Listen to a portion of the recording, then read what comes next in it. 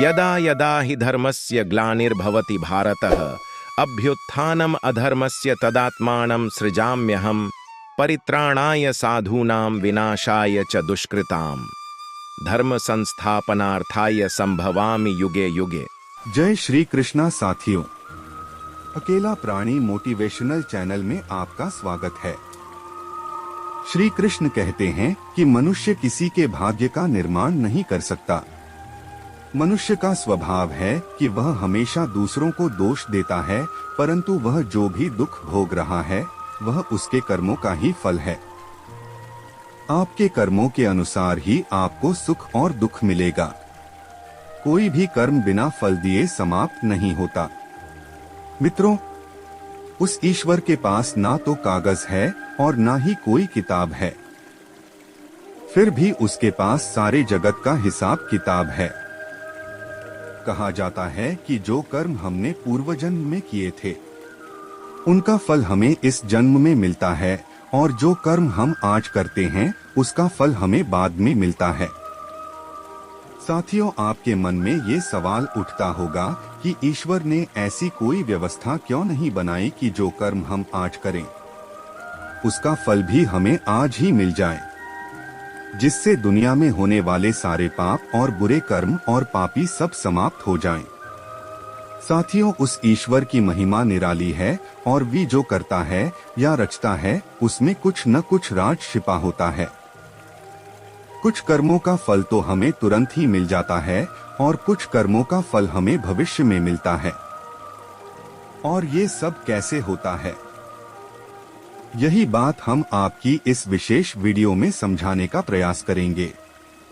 तो चलिए वीडियो को प्रारंभ करते हैं और डूब जाते हैं गीता के ज्ञान की गंगा में। साथियों, क्या आप जानते हैं कि पुण्य का प्रत्यक्ष फल क्या है और पाप का प्रत्यक्ष फल क्या है? पुण्य का प्रत्यक्ष फल है प्रसन्नता व संतुष्टि और पाप का प्रत्यक्ष फल है तनाव। पुण्य किया तो प्रसन्नता आई और हमें संतोष मिला, और अगर पाप किया तो तनाव आया, संताप मिला। हमारे कर्म का हमें तुरंत फल मिला। अगर आप किसी गरीब को भोजन कराएं तो भोजन कराने के कितनी देर बाद आपको संतुष्टि मिलेगी? आपको संतुष्टि मिलेगी तुरंत। और वहीं आपने किसी की जेब काट ली या चोरी कर ली तो क्या आप तनाव मुक्त रह पाएंगे? नहीं, आप तुरंत ही तनाव में आ जाएंगे कि कहीं मुझे कोई पकड़ ना ले। अच्छे कर्म का फल भी तुरंत मिलता है और बुरे कर्म का भी फल तुरंत ही मिलता है। यह तो हुआ प्रत्यक्ष फल। एक पारंपरिक फल भी होता है, वह क्या होता है? पुण्य का पारंपरिक फल सुख समृद्धि है। पाप का पारंपरिक फल दुख दारिद्र्य है। तो पुण्य का फल तुरंत मिलता है। सुख समृद्धि मिलने में थोड़ा समय लगता है और पाप का फल भी तुरंत ही मिलता है, किंतु दुख दारिद्र्य आने में थोड़ा समय लगता है। जब आपके पुण्य कर्मों का कोटा समाप्त हो जाता है तब पाप कर्मों का फल मिलना प्रारंभ हो जाता है। हम जो भी कर्म करते हैं उसका फल भी हमें अवश्य ही मिलता है। आप उस फल से दूर नहीं भाग सकते। आप चाहे भागने की कितनी भी कोशिश कर लो, परंतु आपको अपने कर्मों का फल भुगतना ही पड़ेगा। इसके बिना वह कर्म शांत ही नहीं होता। हम चाहे कितने भी अच्छे या बुरे कर्म कर लें, उसका फल सदैव हमारे साथ ही रहता है। चाहे उन कर्मों का फल हमें देर से ही मिले, लेकिन मिलता जरूर है। कहते हैं ना कि भगवान के घर देर है मगर अंधेर नहीं है। इसलिए बुरे और पाप कर्म करने से बचो। हम अपने पाप कर्मों से इस संसार के न्यायालय से तो बच सकते हैं, मगर उस ऊपर वाले के न्यायालय से कभी नहीं बच सकते, क्योंकि उसके पास तो हमारे सभी कर्मों का लेखा जोखा है। मैं आपको एक छोटी सी मगर सच्ची कहानी सुनाता हूँ।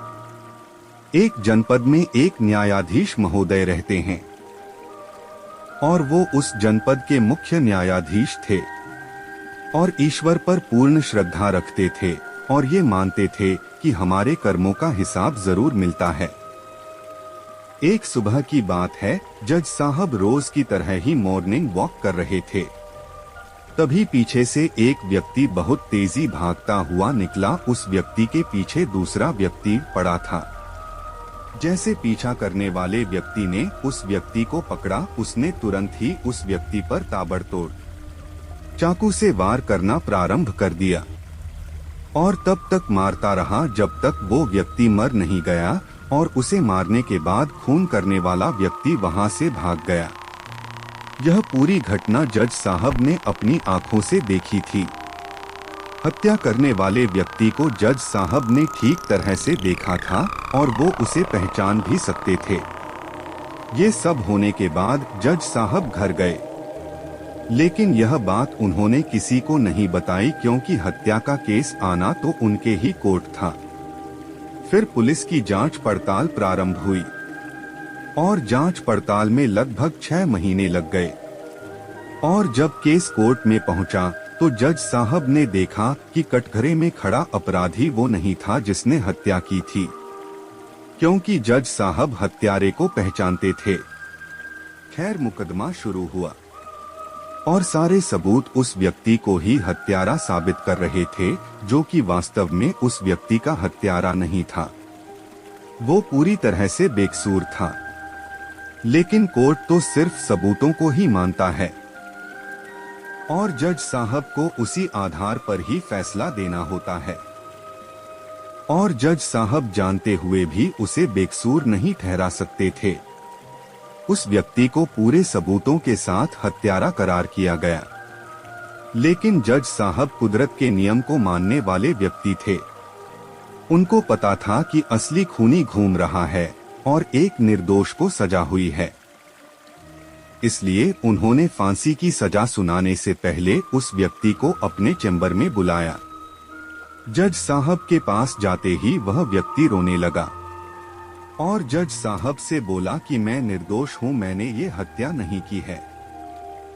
पुलिस जब असली हत्यारे को पकड़ नहीं पाई तो उन्होंने मेरे पुराने गुनाहों के आधार पर मुझे पकड़ लिया और मेरे खिलाफ सबूत खड़े करके मुझे कोर्ट में खूनी साबित किया गया है। जज साहब बोले कि यह हकीकत मैं जानता हूँ, तुम बेकसूर हो। मैंने खूनी को अपनी आंखों से देखा था, लेकिन मैं इस मामले को कानूनी रूप से नहीं ला सकता, क्योंकि कानून सबूतों पर आधारित होता है। सबूत पूरी तरह से तुम्हारे खिलाफ हैं, इसलिए मैं तुम्हें कानूनी तौर पर खूनी साबित करके फांसी की सजा सुनाने वाला हूं। लेकिन मैं ये जानना चाहता हूं कि कुदरत के नियम में कहीं कुछ गलत तो नहीं हो रहा है। इस बात को सुनिश्चित करने के लिए मैं तुमसे अकेले में एक सवाल पूछता हूं। इस बात का तुम मुझे बिल्कुल सही जवाब देना। क्या तुमने भूतकाल में किसी की हत्या की थी? झूठे आरोपों में फंसे व्यक्ति ने अपना सिर झुकाकर कहा कि हाँ, मैंने भूतकाल में 2 हत्याएं की थीं, लेकिन उस समय मैंने पुलिस को लाखों रुपए दिए थे, इसलिए मैं निर्दोष साबित होकर छूट गया था।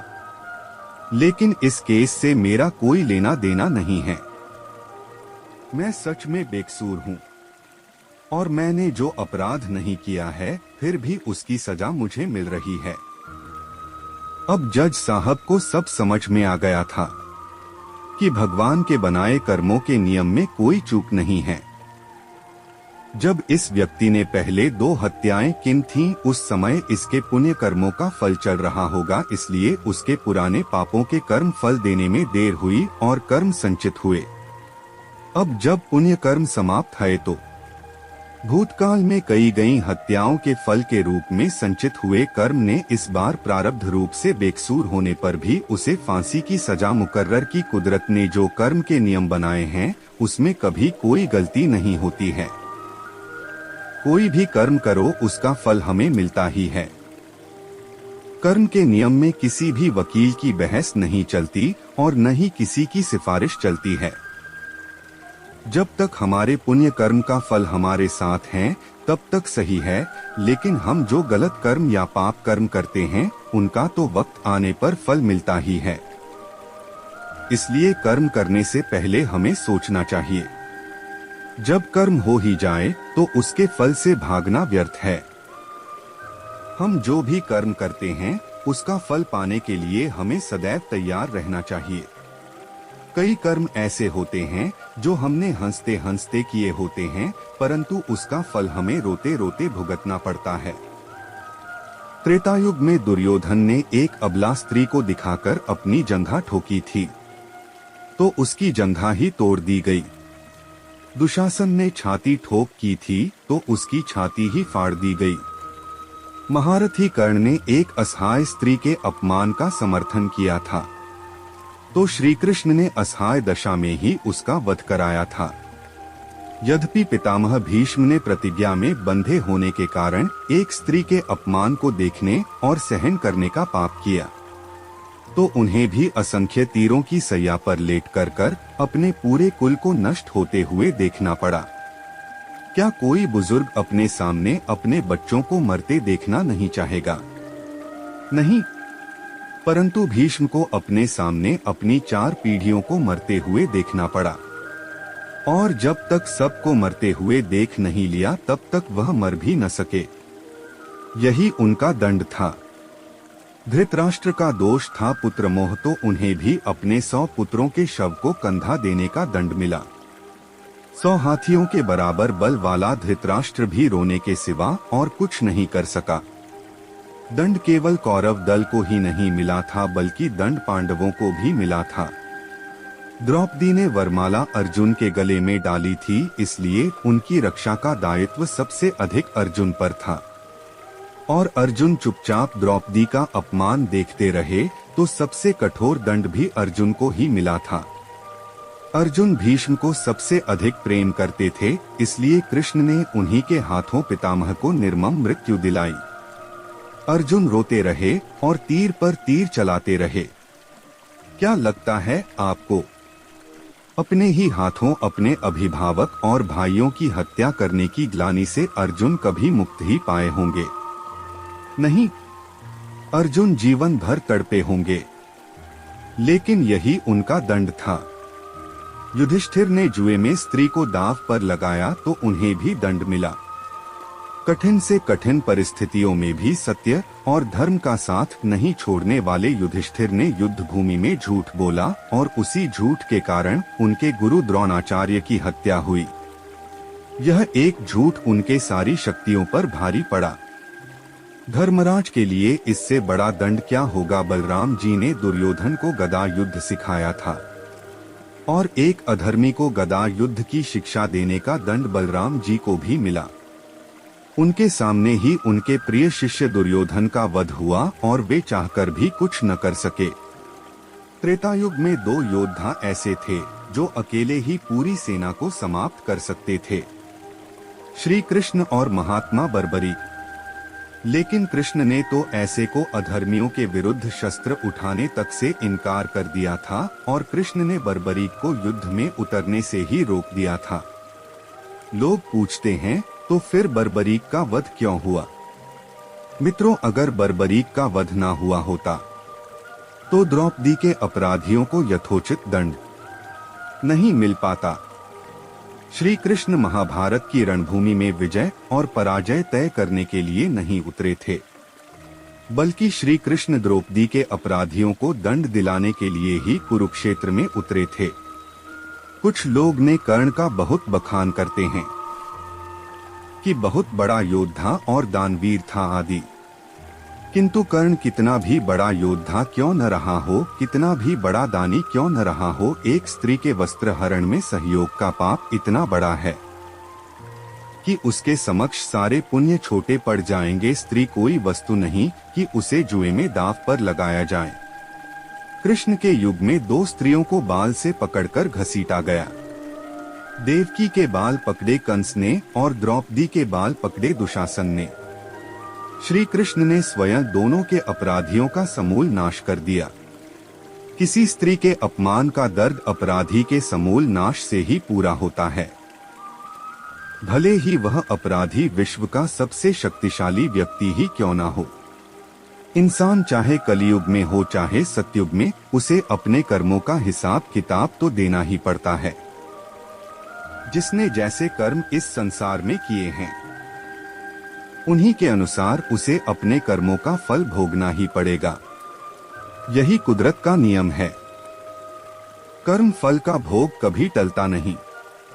इतना सहज ज्ञान युक्त जीवन, यदि हम इस कर्म सिद्धांत को मान लें और जान लें, तो भूतकाल में किए हुए घोर से घोर पाप कर्मों के फल भोगते हुए भी हम दुखी नहीं होंगे, बल्कि अपने चित्त की समता बनाए रखने में सफल होंगे। गीता में भगवान श्री कृष्ण इस समत्व के अभ्यास को ही समत्व योग कहते हैं, जिसमें दृढ़ स्थिति प्राप्त होने पर मनुष्य कर्म बंधन से मुक्त हो जाता है। इसीलिए अच्छे कर्म करने तथा बुरे कर्मों से बचने की सलाह दी जाती है। भगवान के घर में देर है अंधेर नहीं, यह कहावत हम बचपन से ही सुनते आ रहे हैं, क्योंकि हमारे बुजुर्गों ने हमें जो बताया हमने उसे ही सही मान लिया। लेकिन क्या है इसका सही अर्थ, यह आपने अपने जीवन के अनुभवों से सीखा होगा। क्या होता है जब भगवान किसी व्यक्ति के कर्मों के हिसाब किताब करते हैं? ये बात मैं आपको एक कहानी के माध्यम से समझाने का प्रयास करूंगा। दो व्यक्ति मरने के बाद यमराज की अदालत में पहुंचे, जहां उनके कर्मों का हिसाब किताब होना था। यमराज ने चित्रगुप्त से कहा कि मृत्यु लोक से आए इन दोनों व्यक्तियों के हिसाब किताब लेकर आओ। दोनों व्यक्तियों के कर्मों का चौपड़ा लाया गया। चौपड़ा देखने पर पता चला कि जो व्यक्ति अभी बेईमान है वह पहले बहुत ही ईमानदार हुआ करता था। उसने इतने अच्छे कर्म किए थे कि उसे राजयोग मिलना था, लेकिन राजयोग मिलने से पहले ईश्वर ने उसकी अंतिम परीक्षा ली और उस परीक्षा के आने पर उसने अपना धीरज खो दिया और वहां से उसने अपने जीवन का रास्ता बदल दिया और बेईमानी वाला जीवन अपना लिया। अब जो राजयोग उसे मिलने वाला था वो कम होते होते इतना कम रह गया कि उसे सिर्फ एक बटुआ ही मिला, जिसमें थोड़े ही रुपए थे। देखा जाए तो वैसे उसके नसीब में क्या था, बेईमानी का रास्ता अपनाने से उसका प्रारब्ध भी प्रभावित हो गया। इसीलिए यमराज चाहकर भी उसे कुछ अधिक नहीं दे सकते थे, क्योंकि विधि के विधान के आगे ईश्वर भी विवश हैं। अब बारी आई दूसरे व्यक्ति की, जो बेहद ईमानदार था। जब उसका हिसाब निकाला तो देखा गया कि वह पहले बहुत ही बेईमान था। उसकी बेईमानी के कारण उसे बहुत कड़ी सजा होने वाली थी, लेकिन सजा प्राप्त करने के पहले उसको जीवन में सुधरने का अंतिम मौका मिला। उसने वह मौका ले लिया और ईमानदारी वाली जीवन शैली को अपनाते हुए खुद को सुधार लिया, तो उसकी सारी सजा भी क्षीण होते होते सिर्फ एक कांटा चुभने जितनी रह गई। उसे जो कांटा चुभा वह उसकी ईमानदारी का फल नहीं था, बल्कि उसके पूर्व बेईमानी वाले जीवन की जितनी ही सजा बची रह गई थी वो सजा थी। भगवान हर बुरे व्यक्ति को भी सुधरने का मौका देता है और हर अच्छे व्यक्ति की अच्छाई की परीक्षा भी लेता है। संसार में आज कई लोग कहते हैं कि बेईमानी से जीवन जियोगे तो मौज करोगे, लेकिन यह मौज थोड़े समय के लिए ही होती है, क्योंकि जैसे ही पुण्य का फल समाप्त होगा उसके बाद जो भोगना होगा वह बेहद ही मुश्किल होगा। किस कर्म का फल कब और कैसे भोगना होगा, ये उस ईश्वर ने पहले से ही तय कर रखा होता है। मनुष्य को तो सिर्फ कर्म ही करना होता है, कर्म का फल उसके बस में नहीं होता। मनुष्य योनि में उत्पन्न हुए जीवों के द्वारा अपने जीवन काल में किए गए सभी कर्मों का फल प्रकृति के नियमों के अनुसार ही मिलता है। कुछ कर्मों का फल तो तुरंत ही मिल जाता है और कुछ कर्मों का फल भविष्य में मिलता है। हर अच्छे या बुरे कर्म का फल मिलता अवश्य है।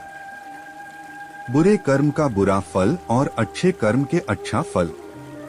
केवल मनुष्य योनि ही जीव की कर्म भूमि है, मनुष्य योनि भोग भूमि भी है।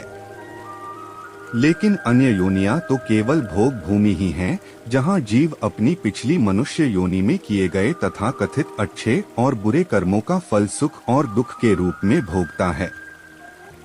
इन योनियों में जीव के नए कर्म नहीं जुड़ते, केवल पिछले कर्म ही घटते हैं।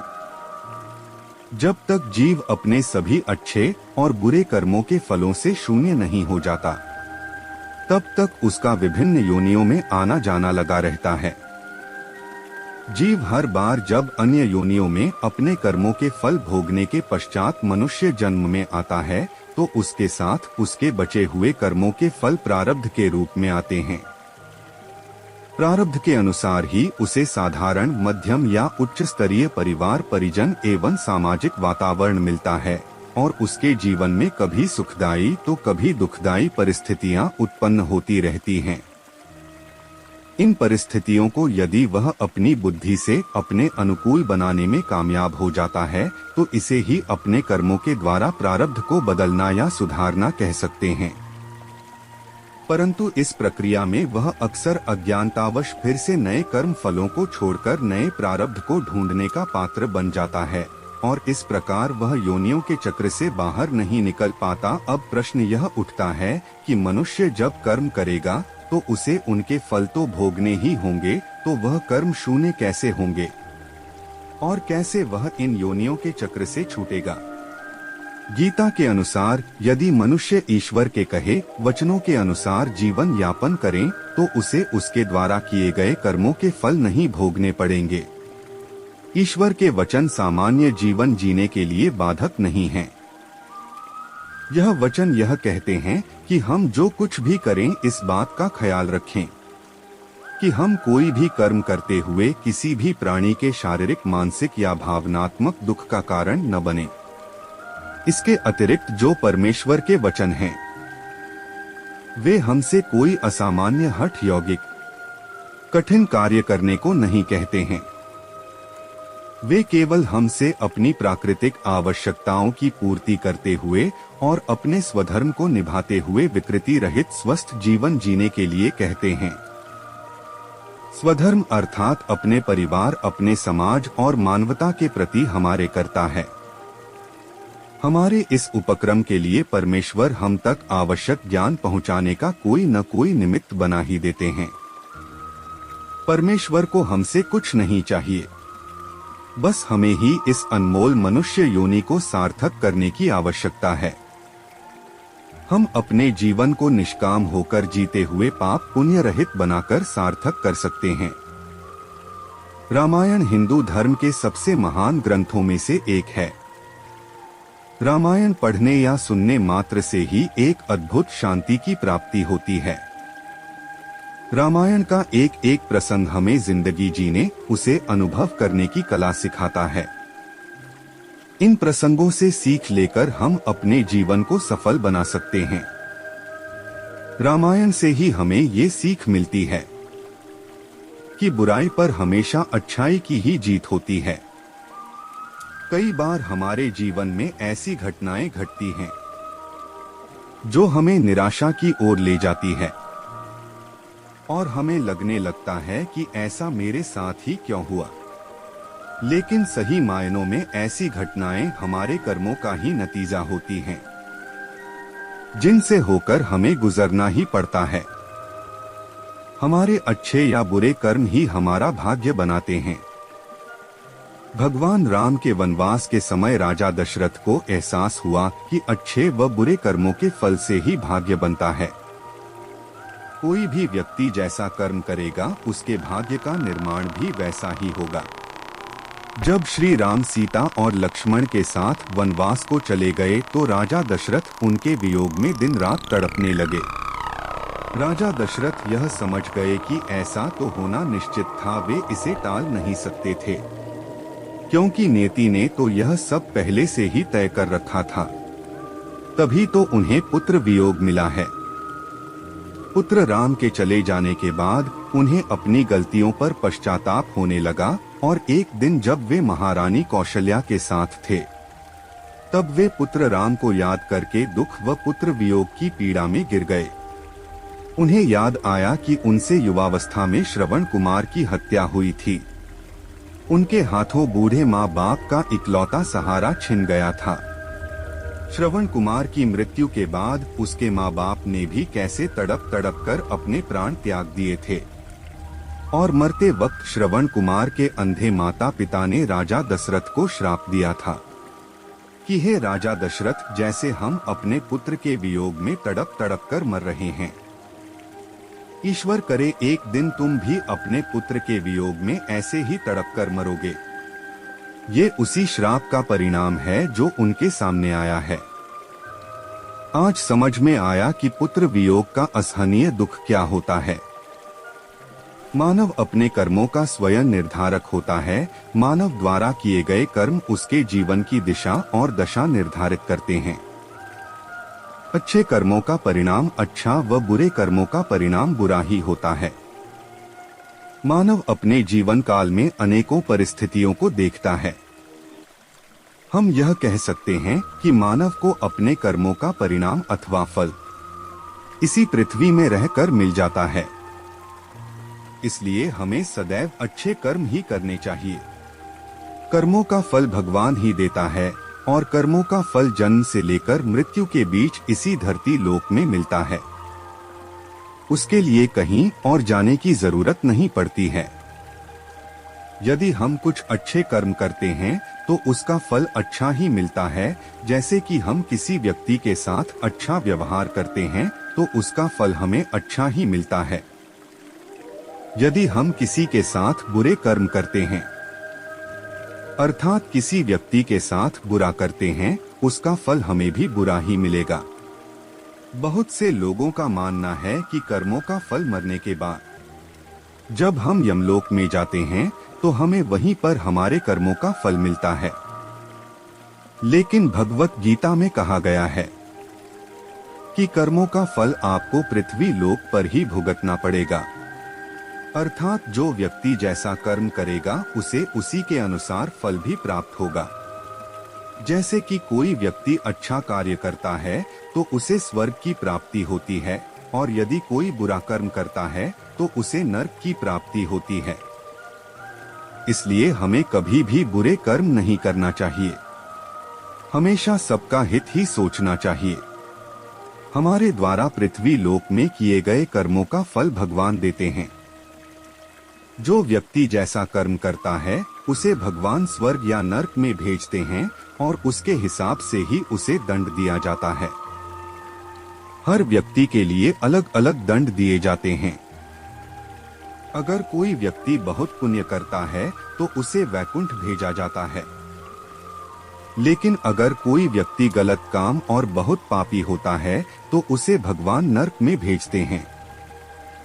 एक बार एक महात्मा जी अपने शिष्यों के साथ तीर्थ यात्रा पर निकले। कुछ देर चलने के बाद सभी थक गए और वहीं घने जंगल में ही रुक गए। इतने में महात्मा जी को कुछ आवाजें सुनाई दी। ध्यान से सुनने पर उनको समझ आया कि यह कुछ लोगों के रोने की आवाज है। उन्होंने शिष्यों से कहा कि बच्चों सुनो, ये आवाजें किधर से आ रही हैं? सभी शिष्य एक दूसरे का मुंह देखने लगे क्योंकि उन्हें कोई आवाज सुनाई ही नहीं दे रही थी। परंतु फिर भी गुरु जी का आदेश मानकर उन्होंने थोड़ी दूरी पर आकर देखा, लेकिन उन्हें कुछ भी दिखाई या सुनाई नहीं दिया। केवल गुरु जी को ही कुछ लोगों के रोने की आवाजें सुनाई दे रही थीं। आचार्य ने झाड़ियों में झांक कर देखा तो उन्हें कुछ लोग बहुत ही बुरी दशा में रोते हुए दिखाई दिए। लेकिन शिष्यों को न तो आवाज सुनाई दे रही थी और न ही कुछ दिखाई दे रहा था।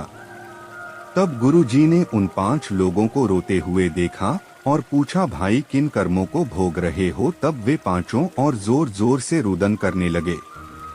तब गुरु जी ने शिष्यों को बताया, यहाँ 5 प्रेत आत्माएं हैं। यह सुनकर शिष्य डर गए, लेकिन गुरु जी ने कहा, इनसे डरने की आवश्यकता नहीं है।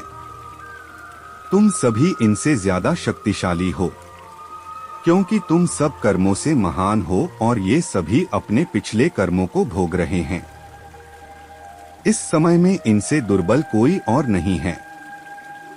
तब एक शिष्य ने पूछा, उन्होंने क्या किया है? पहली आत्मा ने उत्तर दिया कि वह पिछले जन्म में ब्राह्मण था, भिक्षा मांगता था, लेकिन उस भिक्षा को भोग विलास में खर्च करता था। दूसरे ने उत्तर दिया कि वह क्षत्रिय था और अपनी शक्ति का दुरुपयोग निर्बल असहाय गरीबों पर करता था। तीसरे ने उत्तर दिया कि वह बनिया था और सिर्फ स्वयं के फायदे के बारे में ही सोचता था और हमेशा मिलावट करके सामान बेचता था, जिस कारण कई लोगों की मृत्यु हो गई थी। चौथे ने उत्तर दिया, वह क्षुद्र था, बहुत आलसी और जिम्मेदारी से भागता था, अपने माता पिता को पीटता था और दिन रात नशा करता था। पांचवे ने कहा कि वह एक लेखक था, अश्लील कथाएं लिखता था, उसने समाज को वासना का पाठ सिखाया था। इस तरह वे सभी पापी अपने पापों को भोग रहे हैं। उन्होंने गुरुजी से निवेदन किया, आप गुरु हैं, आप दुनिया वालों को समझाएं कि बुराई का रास्ता क्षण भर की ही खुशी देता है, लेकिन इसका दंड कई जन्मों तक अंधकार में भोगना पड़ता है। मनुष्य को कर्मों का फल भोगना ही पड़ता है, फिर चाहे कितने भी जन्म लेने पड़े। जिस तरह ईश्वर होते हैं, वैसे ही प्रेत आत्माएं भी होती हैं, लेकिन वे जितने दुर्बल होते हैं, उतना कोई नहीं। नीति सदैव मनुष्य के कर्मों का हिसाब रखती है, इसलिए सदैव सद्मार्ग पर ही चलें। अगर गलती हुई भी है तो उसे सुधारने का प्रयास करें। मनुष्य की सफलता का आधार उसके कर्म ही होते हैं। सच्चे और साफ दिल से किया गया कर्म कभी निष्फल नहीं होता। धर्म और कर्म दो पहियों की तरह है, जो हमें जीवन के सही पथ पर चलने की प्रेरणा देते हैं। इन दोनों के बिना हम अपने सच्चे उद्देश्य को प्राप्त नहीं कर सकते। मनुष्य के कर्म उसके विचारों, भावनाओं और इच्छाओं का प्रतिबिंब होते हैं। यदि हम अपनी सोच और कर्मों को सकारात्मक बनाते हैं, तो हमारा भविष्य अपने आप ही रोशन हो जाता है। कर्म का नियम सरल व सीधा है कि जैसा बोओगे वैसा ही काटोगे। हमें सदैव नेकी के ही बीज बोने चाहिए, ताकि हमें भविष्य में अच्छे फल मिल सकें। अच्छे परिणाम प्राप्त करने के लिए पहले एक पवित्र उद्देश्य निर्धारित किया जाता है और फिर उसकी सिद्धि के लिए अच्छे कर्म किए जाते हैं। विचार हमें उद्देश्यों की ओर ले जाते हैं। उद्देश्य कार्रवाई में आगे बढ़ते हैं। क्रियाएं आदतें बनाती है, आदतें चरित्र तय करती है और चरित्र हमारे भाग्य को तय करता है। यदि अच्छा बोया जाता है तो अच्छा काटा जाता है। जब सकारात्मक चीजें बनाई जाती हैं, तो वह अच्छी तरह से लौटती हैं। आप सफल हो या असफल, ये सभी आपके अपने कार्यों के परिणाम हैं। इसे कर्म के रूप में जाना जाता है। हर किसी को कर्म फल भोगने ही पड़ते हैं। अच्छा या बुरा कर्म की पहचान समय खुद देता है। जीवन में सफलता प्राप्त करने के लिए हमें हमेशा सकारात्मक कर्म करने चाहिए, क्योंकि कर्म ही हमारे भविष्य को निर्धारित करते हैं। अच्छे कर्म करने से हमें अपने आप को श्रेष्ठता की ओर ले जाने की प्रेरणा मिलती है, जो हमें बेहतर व्यक्ति बनाने में मदद करती है। जीवन का एक सत्य है कि हम अपने कर्मों के फल के अनुसार ही फल प्राप्त करते हैं। इसलिए हमें सदैव नेक और उचित कर्म ही करने का प्रयास करना चाहिए। निश्चित रूप से यहाँ कर्म का सिद्धांत होता है, जो कुछ भी हम दूसरों के प्रति करते हैं, वही हमें भविष्य में मिलता है। अपने कर्मों को सुधार कर हम अपने आत्मविश्वास और आत्म संयम को बढ़ा सकते हैं, जो हमें जीवन में सफलता की ओर ले जाने में सहायक होते हैं। अच्छे कर्म करने के प्रति हमारी निष्ठा हमारी आत्मा को पवित्र और शुद्ध बनाती है, जो हमें अधिकारी बनाती है। आध्यात्मिक आनंद और शांति का अनुभव करने का कर्म और संकल्प के बिना कोई भी व्यक्ति अपनी जिंदगी में आगे नहीं बढ़ सकता। सकारात्मक सोच और कर्मों के साथ जीवन जीने की कला सीखने का कोई विकल्प नहीं है। कर्म के नियम को समझने से हमें यह ज्ञान प्राप्त होता है कि हमें किसी भी कार्य को करने से पहले उसके परिणामों पर विचार करना चाहिए। स्वयं के कर्मों की सचेतता और सचेत बनाने से हम अपने जीवन को बेहतर बना सकते हैं और अपनी संपूर्णता को पहचान सकते हैं। जीवन में संतुष्टि और समृद्धि प्राप्त करने का एक ही मार्ग है, और वह है निष्ठा के साथ अपने कर्तव्य और कर्मों का पालन करना। कर्म और धर्म के माध्यम से हम अपने आत्मविश्वास को मजबूत कर सकते हैं और इससे हम अपने जीवन की सभी चुनौतियों का सामना कर सकते हैं। जिस तरह आप दूसरों के साथ व्यवहार करते हो, उसी तरह आपको भी दूसरों से वैसा ही व्यवहार मिलता है। जब आप किसी को धोखा देते हो तो आप खुद भी धोखा खाते हो। किसी को धोखा देने से पहले एक बार सोच लो, क्या तुम ऐसा करना चाहते हो कि अन्य लोग भी तुम्हारे साथ ऐसा ही करें? कर्म तुम्हारा साथ कभी नहीं छोड़ता। जीत पाने के लिए धोखा देना कोई अच्छा कार्य नहीं है। धोखा देने वाले अपने ही कर्मों के अनुसार फल भुगतने के लिए तैयार हो जाते हैं। जब तुम किसी को धोखा देते हो तो तुम खुद ही अपनी आत्मा के साथ धोखा करते हो। अपने कर्मों से बचने का तरीका यही है कि आप निष्कपट और निष्कलंक रहो और सदैव सच्चाई से जुड़े रहो। हमारे कर्मों का प्रारंभ हमारे विचारों से ही होता है। जिस प्रकार के विचार हमारे मन में उत्पन्न होने लगते हैं, हम उसी प्रकार के कर्म करने लगते हैं। सकारात्मक और अच्छे विचार अच्छे कर्म कराते हैं, जिसका फल भी मीठा ही मिलता है। इसका उल्टा भी उतना ही सही है। हर रात के बाद सवेरा होता है, हर दिन के बाद शाम भी निश्चित है। जीवन में हर एक कर्म का उपयुक्त परिणाम तय होता है।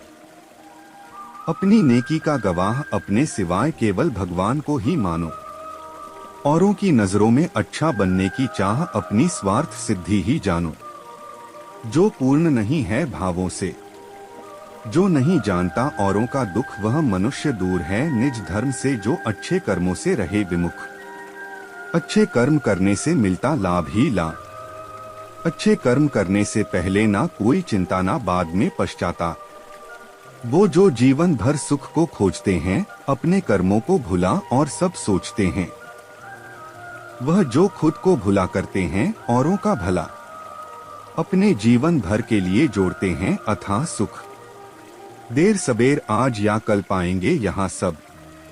अपने कर्मों के फल निर्बल को कभी ना सताओ। कर्म ये कहता है कि कभी मत भूलना यह बात कि तेरा किया ही भविष्य है तेरा। कर्म ही है तेरे सुख दुख का धरातल। कर्म ही कराते हैं इंसान की पहचान। कर्मों के बल से ही भाग्य होता है बलवान। अच्छे कर्म ही सुख की कुंजी हैं। बुरे कर्म बन जाते अपार दुखों की खान। जगत में झूठ है सब कुछ, यह तन मन मोह और माया। अगर कुछ सच्चा है तो वो कर्म है तेरा, जिसने तुझे तुझसे मिलवाया। कर्म की गठरी हल्की रखनी है या भारी, ये तो सब कुछ तेरी मर्जी है और तेरी जिम्मेदारी। परहित से होगा मन हल्का और मैं देगा दुख भारी।